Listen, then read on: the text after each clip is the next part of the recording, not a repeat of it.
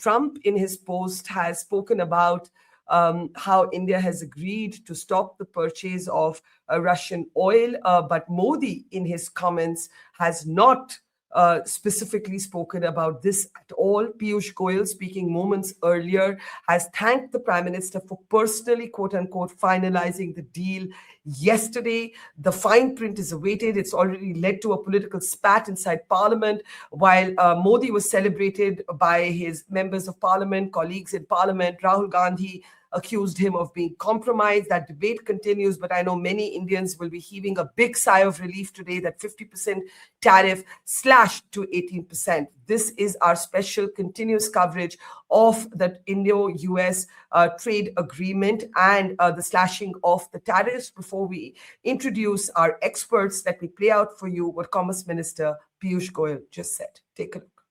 आज हर भारतवासी देश भर में माननीय प्रधानमंत्री नरेंद्र मोदी जी का साधुवाद कर रहा है कि उन्होंने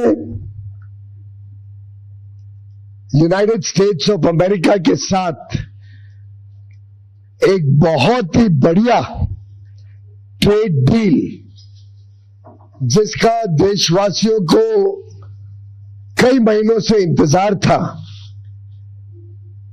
संपन्न किया है। देशहित और जनहित को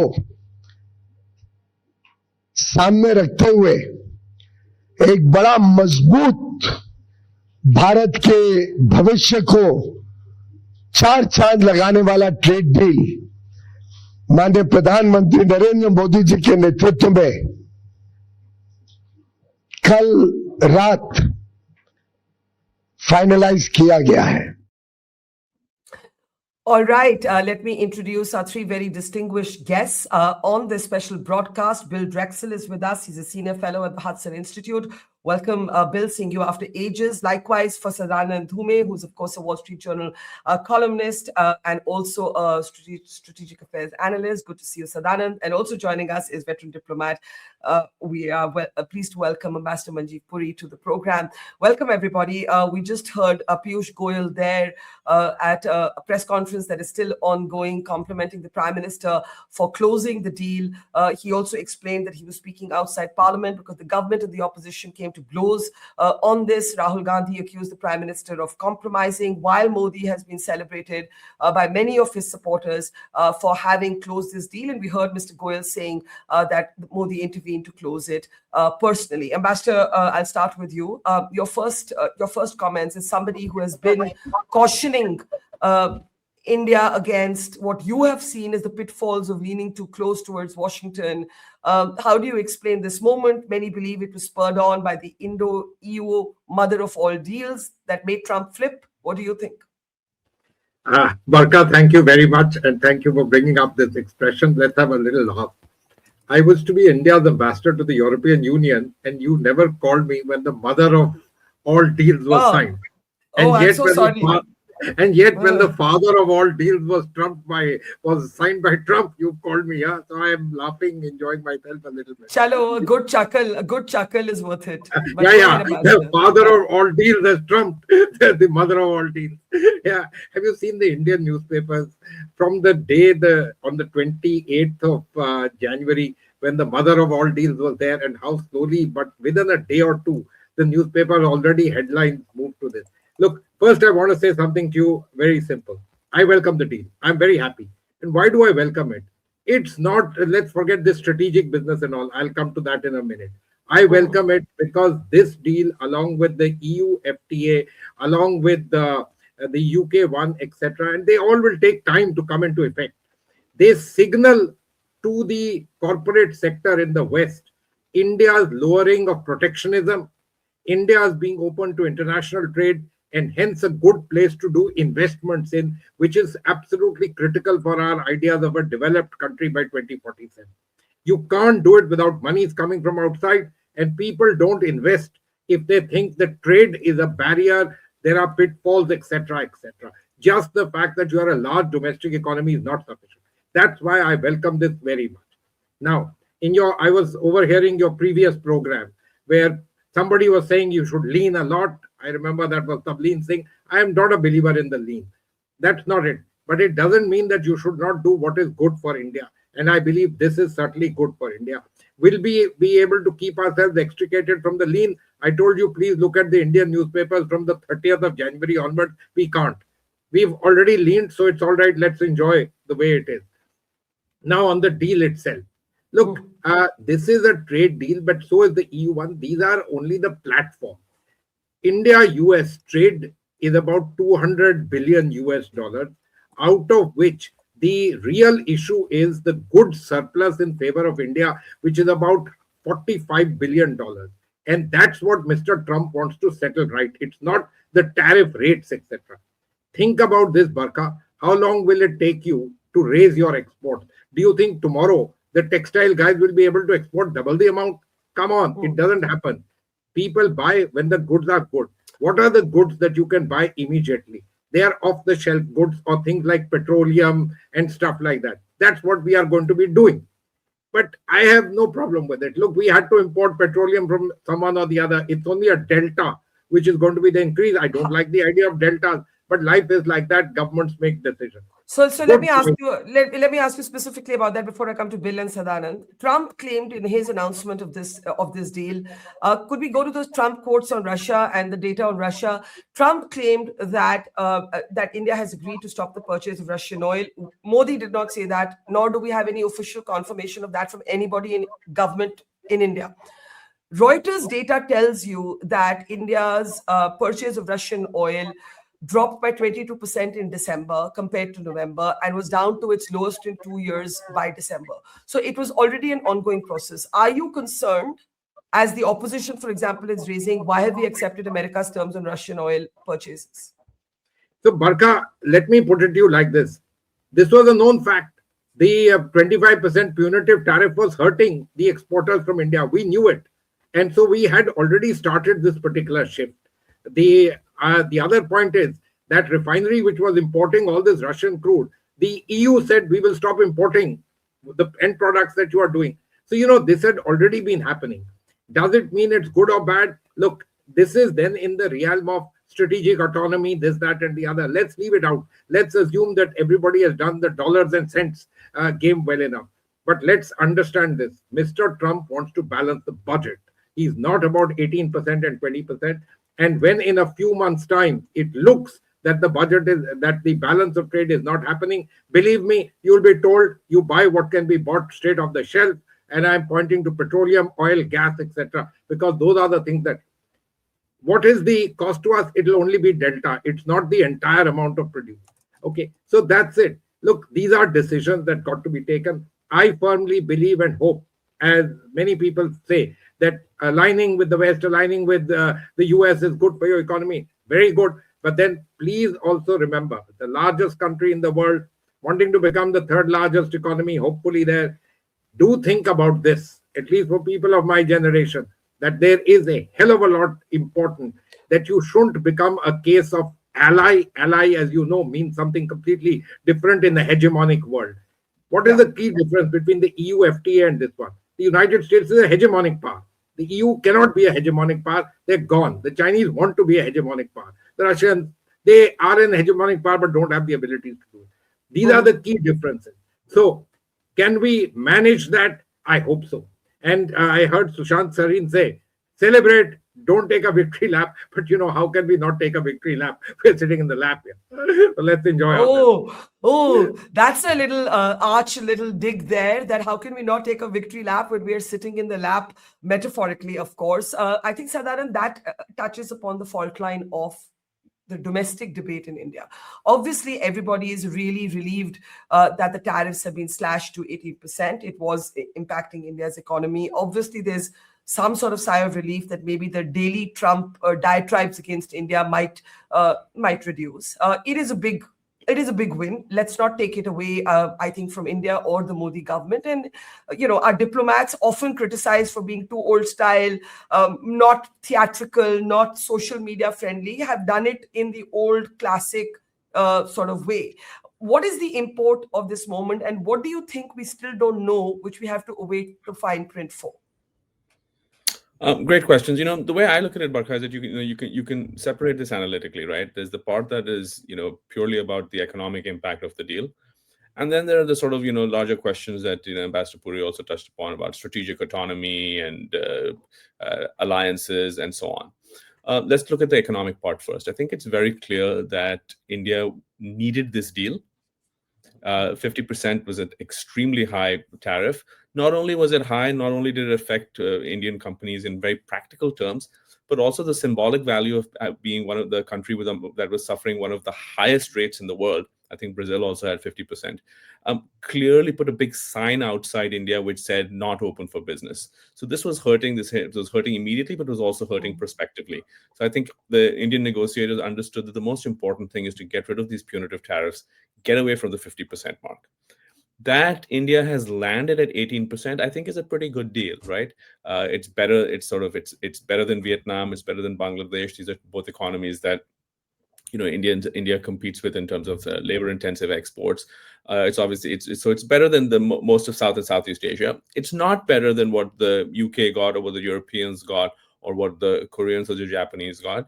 But we should not expect it to be better because they are formal treaty allies. India is not a formal treaty ally. It's a partner of the United States. So I think there's a logic to where it landed at 18%. I think India should be pleased with that.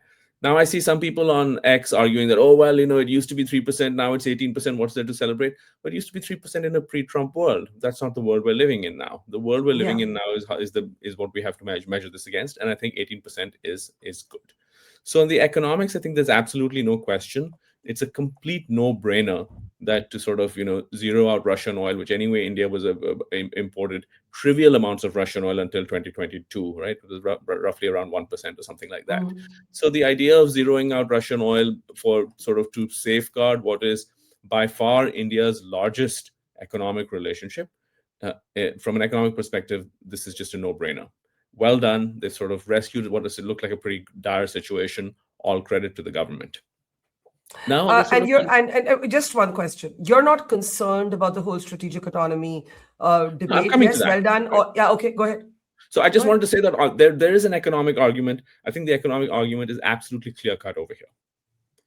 Now, a question of sort of strategic autonomy. I think the sort of if we're very blunt about it, I think that the reality is that this entire episode with Trump has shown to a certain extent the limits of strategic autonomy, right?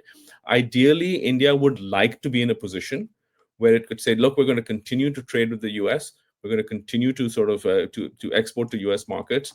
We're going to continue to have a robust services trade. And you know what? We're going to do exactly what we want with the Russians.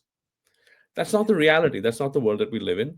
It's not the reality for almost any country, right? The only country that has, in fact, had shown a certain amount of leverage and has been able to kind of push back against tariffs and extract a certain amount of concession has been China. The fact is that the Indian economy is about a fifth the size of the Chinese economy. The fact is that India does not hold those kinds of levers. And, that may be an unpleasant fact to digest, but it's just reality. And I think that, given a choice between basing your policies on reality and basing your policies on fiction, I much prefer a government that chooses to base its policies on reality.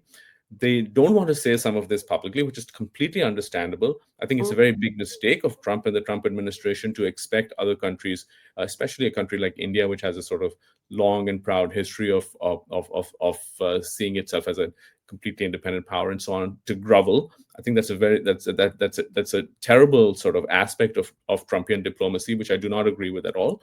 But the fact is that in the end, if it comes down to reducing Russian imports, India is going to do that. Don't forget that in the past, India pivoted away from Iranian oil imports. It has pivoted away from Venezuelan oil imports. It has tended to respect international sanctions. Russia is obviously much more complicated because of the sort of historical ties, the kind of sense of nostalgia that some people have towards it, the fact that it's an important diplomatic relationship, the fact that it's been an important arms supplier to India. All those things put Russia in a completely different league from Iran and Venezuela. Yet, when push comes to shove, the U.S. relationship and the U.S. economic relationship are simply much more important to India, and India has made the rational choice. So it's interesting that you say, that this shows the limitations of strategic autonomy, because many in India would argue that India has actually handled this quite differently from most of the world. Maybe, as you said, excepting China, which had a kind of leverage that we don't. But we have neither been drawn into public arguments with Trump, nor have we been overly obsequious in the way that the Europeans were till they realized that nothing much was flowing from that bill. And so more on that. Can I just respond to that first, Barkha? Sure. Yeah, I think that's a legitimate point, right? I think that India is obviously, if you look at all 193 nations in the world, India has, greater heft, greater wherewithal, greater resilience, and it has shown that through this process. That's certainly the case. But I think it's also the case that India has had to make certain compromises. Has it made them in the most? Has it attempted to make them in a calm, dignified, rational way? Yes. But I'm just pointing out that it was unrealistic to expect that no compromises would have to be made. That's the part that's unrealistic about it. I do take your point that India has handled itself with a certain amount of maturity and dignity, and that is certainly true. Okay, Bill, let's bring you in. Obviously, for India, it is important that this deal, and the minister just underscored this point, in terms of tariffs, is the best deal in the region. The subtext vis-a-vis Pakistan is also an important one, because there have been genuine concerns in India about the sort of cozying up by Pakistan to Trump, Trump calling Asim Munir his favorite field marshal and so on. Pakistan's at 90% tariff, India's at 18%, maybe symbolic, but matters given everything that's going on. How do you see this? I know with the Epstein files occupying the headlines in the US, you're not likely to get a lot of American media looking at this. But even so, for example, if I can bring up the Politico headline, Politico had a piece calling Piyush Goyal a really tough negotiator. In fact, it said, "Meet the world's toughest trade negotiator," which I thought was an interesting headline. How's this being seen? What's the view from where you are? Well, I think at least for South Asia watchers, there's a huge amount of relief. There's a sense that the Trump administration seemingly was moving towards Pakistan in a way that many people thought was concerning. And there's a sense in which this administration likes to learn the lessons of American diplomatic history on its own. And so Pakistan habitually over promises and under delivers.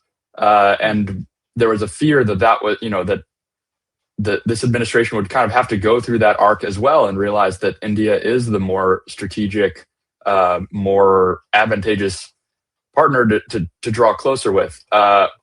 Similarly, we saw this concern, this anxiety when Sergio Gore was double-hatted with responsibility for the whole region, but also ambassadorship of India.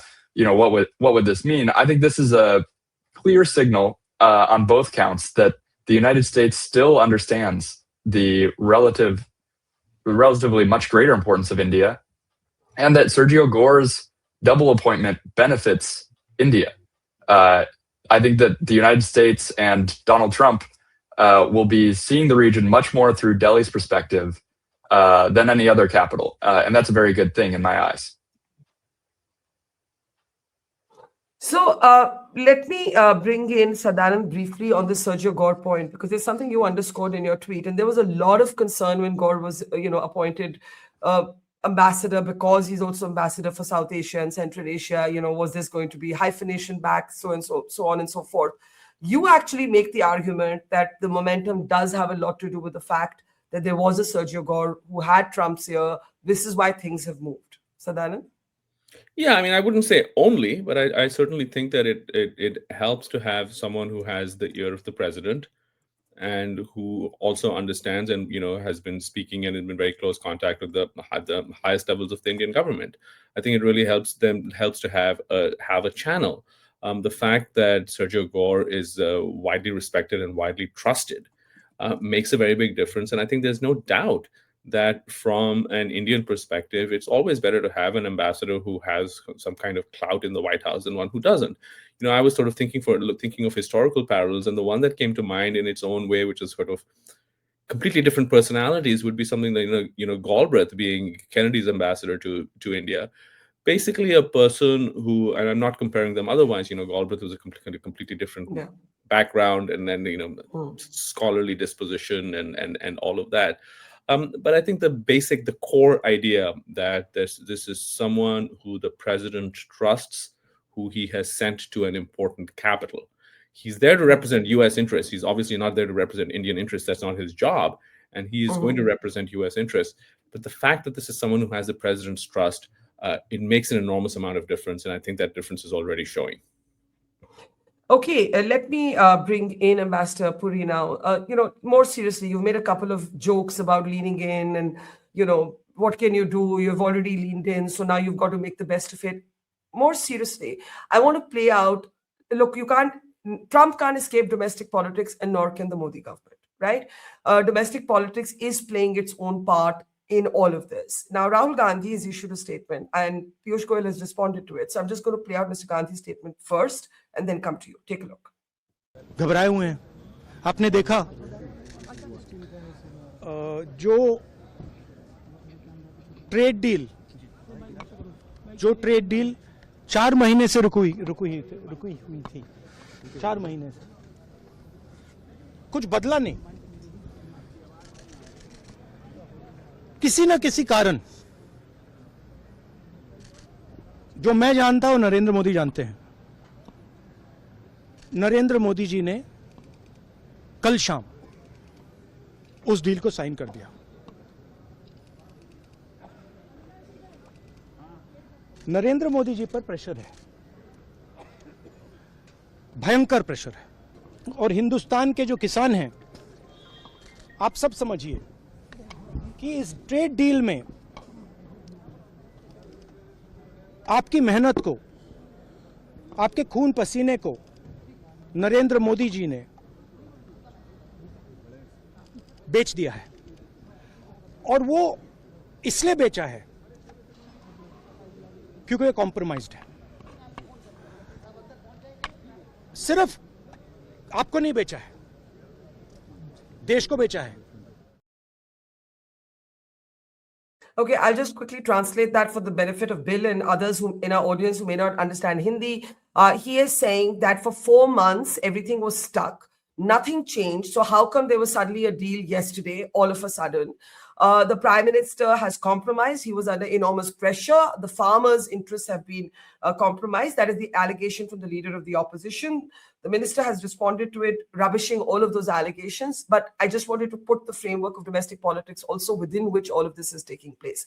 Now, Ambassador Puri, to the serious question. The serious question is, how do you navigate a relationship with America? I agree with Sadanand, we need this deal. But, Trump's whimsical, volatile, unpredictable sort of response to much of the world could mean that this could also change 3 months from now. Something else could have been asked for. I mean, there's a lot to be wary of with Trump. I would argue that there's a lot to be wary of with Trump. Barkha, you are absolutely spot on. And that's why not only me, but others also said, take a celebrate, but, victory lap. Let's be clear. I don't want to get into this domestic politics of it, Barkha, then each of us is simply rattling off his or her biases. So let me stay clear of that. And, it was Sadanand. By the way, Sadanand, I'm delighted to see you. I've never met you, but we have the same lineage. Sadanand's father was one of my seniors in the Foreign Service. But he used a word, which I think in the course of his sentence, he stopped using it. It was a word starting with a small G out there. I didn't use it. Okay. And that's exactly what's being hinted by others. It may have been the Trump administration's way of doing things, but let's leave all that out. Look, the way I look at all this, Barkha, is this. This was a deal which was in your interest. Economically, it makes sense. Do it. That Mr. Trump has a mercurial kind of thing. Look at South Korea. You mentioned ally. You just jump something there. And will that happen with India? How can we say it won't happen? It may happen. And one of the things I will tell you that we need to be careful about is his tweets, not what you say, is his tweets. And when he says those figures of 500 billion, obviously it's not going to happen in 1 year. But please understand what the figures are. There's something like this. India and the US both export about $40 billion of services, so the trade is equal. On the good side, we export roughly about $120 billion, and they export about $80 billion. There's a $45 billion difference here. If this doesn't start shrinking and he doesn't see it, he's not bothered about 18% and 20%. His is this question of balance the trade or make it in favor of the United States. And I can tell you, in bed, that's par for the course of the reasoning of the man. He's used tariffs basically to do this kind of stuff. Now, you and I can argue that who pays tariffs? It's your domestic consumer. But his way of thinking is an old-fashioned theory in economics. But fine, if the people in America are accepting it, that's it. So how should we go about it? We've done the deal. Let's take it forward. Let's process it. And again, as I said, for me, the more important thing is not trade.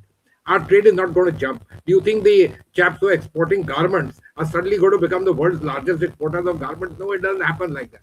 What will happen is, on the trade side, you will be made to import larger amounts, but it's okay. The difference is the delta. It's not the entire amount of imports that we would start saying, oh, we started importing so many $1 billion of US gas. What the price differential between what the Russians charge and here? That's the pain.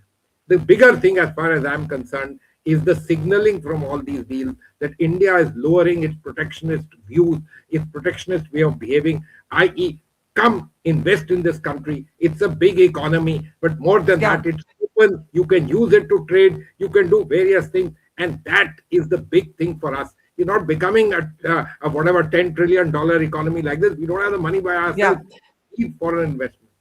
Okay, so I want to talk a little bit about the geopolitics. I think we've spoken a lot about the economics. Master Puri, I'm also going to request you to reconnect if you can while we play out Mr. Goyal's comments on Rahul Gandhi with a little bit of noise at your end. But Piyush Goyal hitting back at Rahul Gandhi, thanking the Prime Minister personally for finalizing the deal yesterday. I think that narrative is now on record that Modi personally finalized the deal. I want to talk a little bit about that. But in this clip, have a look at Piyush Goyal lashing out at Rahul Gandhi. उनका बस चलेगा तो भारत को फिर एक बार उसी प्रकार से देखना चाहेंगे और मुझे नहीं लगता भारत का एक भी व्यक्ति, एक भी नागरिक उनके इस भ्रामक सोच के साथ अपने आप को जोड़ सकता है। राहुल गांधी जी एक नकारात्मक सोच के प्रतीक हैं और उनके साथ जुड़कर डीएमके पार्टी के नेता हो, तृणमूल के नेता हो, चाहे वो समाजवादी पार्टी के नेता हो, इन सभी ने शायद भारत के उज्जवल भविष्य, हमारे युवा युवतियों को जो नए अवसर मिल रहे हैं, जो हमारा उद्योग तेज गति से आगे प्रगति करने के लिए तत्पर है, जो नए नए क्षेत्र आर्टिफिशियल इंटेलिजेंस हो, सेमीकंडक्टर्स हो, क्रिटिकल मिनरल्स हो, नए नए अति आधुनिक जो क्षेत्र खुल रहे हैं, उसमें जो हमें यूनाइटेड स्टेट्स ऑफ अमेरिका से मदद मिल सकती है, जो वहां से हमें सामान मिल सकता है, high quality, high performance. Okay, so that's Mr. Goyal there. Let me bring in Sadanand and Bill, and then I'll come back to you, Ambassador. Sadanand, I think we've looked at the economics of why India needed this, and therefore there had to be a certain degree of compromise, and as much as possible that compromise has been negotiated with dignity and as much firmness as was possible within those boundaries. But I'm curious to look at the geopolitics of today. You said, listen, wake up. We live in a Trumpian world. You can't keep comparing and harking back to what the world was like before Trump. Given what Trump is like, I mean, for months there was concern about Pakistan having flattered its way into the good books of Washington, Pakistan having, I don't know, offered minerals in Baluchistan, Pakistan having offered Trump's family a cryptocurrency deal, Trump being whimsical, unreliable. We just ran a snap poll where both BJP and Congress voters were united on the fact that Russia is a more reliable partner. Now, in real terms, that may not mean much. I'm not saying that these polls are going to translate into any sort of real policy formulation. But geopolitically, what is actually going on in this churning world? And does this trade deal have any impact on it at all, according to you? Look, I don't think there's anybody who who has a functioning brain who would say that President Trump is the most predictable, rational actor in international relations. I mean, everybody just this is who he is. We all know who he is. This is how he is. It's sort of he tends to be impulsive. He sometimes has very strong, good instincts that help the United States. Sometimes he's a sort of all over the place. I think Bill's point about Pakistan is a very good one. And the way I sort of think about it is that, in this policymaking process, you you have the president, and you have the president who tends to be capricious and tends to be volatile and unpredictable. But you also have others in the policymaking process who have experience, who know something of the region, who have a sort of a more informed view. And I think what Pakistan was trying to do, to sort of just focus on that part, was to sort of try to kind of use a kind of it's sort of a tactical smarts to circumvent the mainline policymaking process, find a way to connect directly to the president and some of the people around him and his family members through a combination of this mineral stuff, some help with counterterrorism, some investments in crypto and so on. And obviously it's not nothing, right? There's the fact is that Asim Munir was at the White House and so on. But in the end, I really think India needs to stop comparing itself with Pakistan. It's a ridiculous comparison. The Indian economy is 10 times larger. There are serious business interests, there are serious economic interests that are involved when it comes to India. You had the India-EU FTA. This is something that a lot of American companies would be looking at closely, because it would give European firms an I think the parallel, sorry, I'm cutting you short. The parallel with Pakistan is not in economic terms. I think there's security concerns. We've just come out of a year where we saw a 4-day military conflict. There is a sense of Pakistan, fomenting terrorism again, given its unrest, given the unrest in Baluchistan. I mean, you're watching all of these tensions spiral. There is a sense of China being a sort of patron saint, as it were, for Pakistan. And if there's a perception that we lean in again towards Washington, there are security dimensions to it. Yes, there are. I mean, I think that in an ideal world, India would have expected the US to continue signaling, as it has, at least over the past decade, if not longer, that it was not treating the two countries equally, that it was very clearly leaning towards India. And I think Trump has frankly muddied those signals. There's not in the early stages of the conflict, but in his sort of subsequent comments and so on. But I think that the lesson for India is that in the end, India cannot be sanguine. I agree with Ambassador Puri that India has to be sort of it has to be realistic, and it has to be grounded. Its natural interests do lie towards the West, but I don't think India is in any danger of turning into an American protectorate, or some of the sort of language that you see. I mean, it's just not true. India it's simply too large. India has always, for example, in its weapons purchases, India has always tried to hedge and sort of buy something from France, buy something from Israel, buy something from the Russians, something. That's going to continue. The proportions may change here or there. I do think that this whole episode has set back US-India relations. Let's not pretend that it hasn't, and that getting a deal changes that. It has fundamentally ruptured the trust that many in New Delhi had developed towards Washington. This is a sense of trust that had been developed over decades, and the Trump administration has frankly torched it. So what we're seeing now is a repair job. I welcome the repair job. As an advocate of US-India relations, I would like to see those repairs continue and perhaps get back to where we were. But we have to be honest. The poll you mentioned is just one part of it, right? If you have conversations with people, practitioners of foreign policy, and people in sort of elite strategic circles, because in the end, foreign policy is an elite game. It's not. It's not. It may be affected by politics, but it's not sort of literally what the guy on the street is saying. It's definitely true that there's been a setback.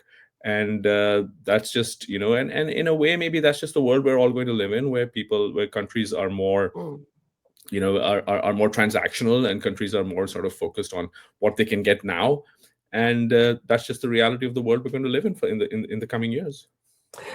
That's fair, but Bill, the next question might be, is the Quad still alive, or is it a sort of idea dead in the water? Because if Trump is looking to cut a deal with the Chinese, as many believe, or if Trump's idea of the world is this tripolar idea where the three great powers are China, Russia, and the United States itself, there are many who believe that, the Quad is now redundant, or at least it's an unclear entity. How do you think? I mean, do you think Trump even has the bandwidth for it? I think the Quad has a long runway ahead. We see that this administration has not been going as aggressively towards China as many expected it to, or as many had hoped. But if you look at the actions and kind of discard the rhetoric, we also see this administration is trying to move the pieces on the chessboard in a way that is ultimately advantageous for an eventual confrontation with China, should it come. And the Quad is one of the most important elements of that positioning. So I think after this trade deal, we're going to see more rejuvenation, more energy on the Quad. And to be honest, one thing that's been interesting with this whole process is we have also seen a fairly successful attempt by both governments to kind of sequester this economic set of issues and continue as best as possible in other areas. And military cooperation has been one of those areas that's been relatively consistent, even while, obviously the broader rupture has put a damper on a lot of things. I also want to add 2 cents to the prior questions, which is one thing that I think it's really missed here about what this deal means, and to my mind, one of its greatest victories in terms of navigating a Trumpian foreign policy in a Trumpian world is that in this whole process was very cantankerous. We saw a lot of very pointed words about India, about Indians from senior officials through the process. But if you look at what Trump himself has actually tweeted and what he has said about Modi specifically, what we've seen is that relationship is broadly intact. And even in his announcement tweet, it was very laudatory towards Prime Minister Modi. And in this Trumpian world, these personalistic ties are of immense importance. So I think a concern on both sides is, we've seen what a personalistic blowup can look like vis-a-vis Zelensky. We never had that between Trump and Modi. And now we've had that between the US and India to some degree, but we haven't had that towards Trump and Modi. And so long as, and I think it's significant too that Modi was a personal element of closing this deal, right? It's indicative to me that at least at the top, where Trump does operate through these personal relationships, there's still a very good relationship, and that's a very good sign. It's a very interesting question. And before I give Ambassador Puri the closing comment, I do want to ask Sadanand about it. This sense that Modi and Trump had a great personal relationship, and I think Bill is arguing it never really got injured, it never had a bust up of, a public blow up. The fact, however, I would argue, is that after Operation Sindoor, when Trump came and claimed the sort of credit before India could even make its own announcement, and then Trump sulking about not getting that credit that he thought he should have got and so on, my sense is that Modi must have been, I have no way to know this, I'm just making a commonsensical assessment here, that Modi must have been personally pretty peeved because he had invested so much personal capital in that relationship with Trump. And it's not as if Trump's proclamations have not irked India and have not irked the Prime Minister. I mean, how could they not have? So do you buy or do you agree with Bill's argument that personally the rapport never broke? Or do you think that's also an altered relationship? Barkha, rapport between heads of government is not like, they're not friends. It's not like friends like you and I are friends. I mean, it's like these are signaling statements. I think it is important, and I think it is notable that even when things were at their worst, Trump never personally insulted Modi the way he has insulted other world leaders. And I think what that allowed was, it's not as though that in and of itself prevented the relationship from going through a very rough period. And there may be other rough periods ahead, right? We can't sort of, but what it did allow was a kind of escape valve. The fact that the signaling about the top person from the very top of the administration, it kind of put a ceiling on what people like Besant or Lutnick or Navarro or others could say, or how seriously those words would sort of, reverberate through the system. So I do think it's significant. I don't think these are, great pals who, if they were sort of stranded on an island and had to, find some other person to hang out with. I don't think Modi would say, let it be Trump, or I don't think Trump would say, let it be Modi. So that stuff that's just sort of exaggerated for public consumption.